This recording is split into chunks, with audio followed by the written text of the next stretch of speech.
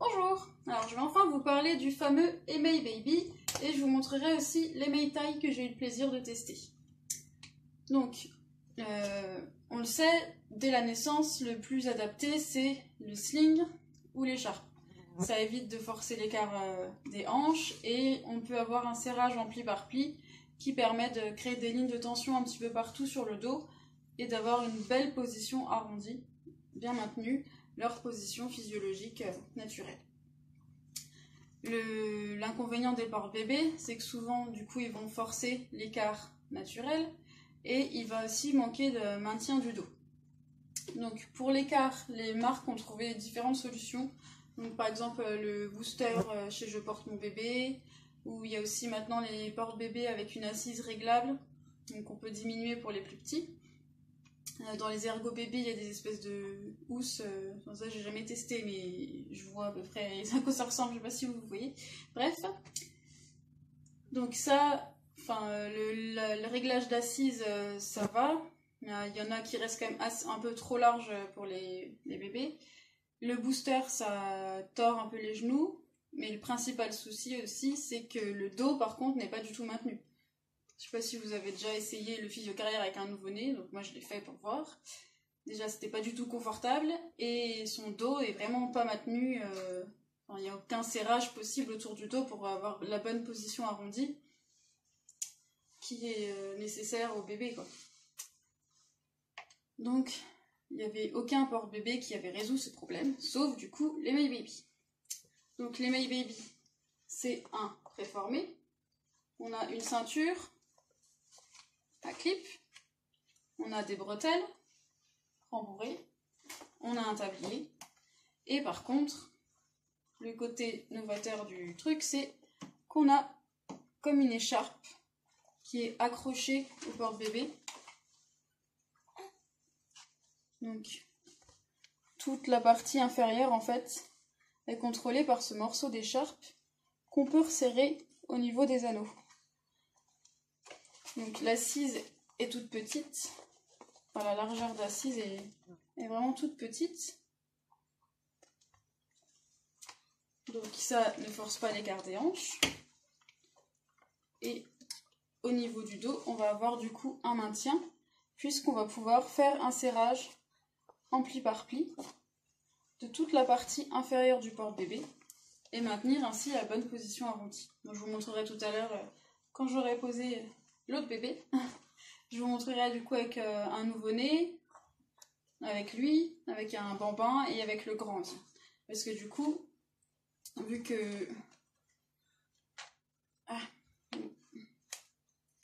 qu'on peut desserrer vraiment énormément la ceinture, ça arrivera toujours au creux du genou du bébé ou du bambin. Après, ça sera plus une histoire au niveau de la hauteur du tablier qui va manquer un petit peu, mais du coup, il est vraiment adaptable sur un très très long moment. Je vous montrerai avec mon fils, le grand.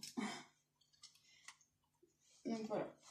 Donc sur une autre vidéo, je vous montrerai comment l'installer. Et je voulais déjà vous parler du principe qui est vraiment... c'est le seul vraiment porte-bébé qui s'adapte comme ça, qui a résolu le problème de l'assise qui ne doit pas forcer l'écart des hanches et du maintien du dos du bébé. Et donc, l'Emei taille. Donc oui, du coup, ils sont de la même couleur, mais si j'avais su, j'aurais pris deux couleurs différentes. En plus, ils sont tellement beaux que le choix est pas facile à faire. Donc, l'Emei taille. Donc, comme je vous disais dans mon post, dans mon article sur le blog, j'étais un peu, enfin pas déçue, mais j'étais un peu surprise du produit que j'ai trouvé. Je savais pas du tout à quoi il ressemblait à la base. Je m'attendais plutôt à un genre de Maytay, donc avec des bretelles, des pans quoi, pas des bretelles bretelles. Donc j'ai pas compris tout de suite vraiment la différence ni l'intérêt, parce qu'en fait la grande différence par rapport à l'Emei Baby, c'est juste que les pans d'écharpe là sont déployables par rapport à l'Emei taille où c'est accroché sur les Maytag, c'est pas accroché et ils sont très longs. Donc ça c'est la principale différence avec les My Baby. Et l'autre différence c'est que la ceinture est beaucoup plus fine et beaucoup plus souple.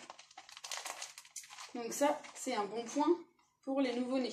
Ça va éviter une torsion de genou qui sera un peu plus importante avec la ceinture de l'Maytag qui est plus épaisse et plus large que celle-ci. Et du coup,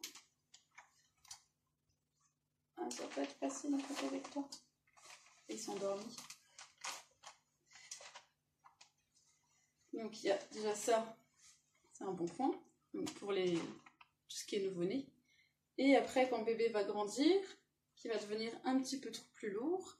Donc le principe du coup c'est le même, il y a des anneaux sur le côté pour pouvoir faire un pli par pli. Ah, j'ai une mouche. Et donc quand bébé va devenir un peu plus lourd, on va pouvoir déployer les pans sur les fesses pour apporter un peu plus de soutien. Donc du coup, il est top pour les nouveau-nés parce que la ceinture n'est pas épaisse, pas rigide. Et il sera encore plus top pour les plus grands, plus lourds, parce que ça va apporter encore plus de soutien. Donc après, il faut juste...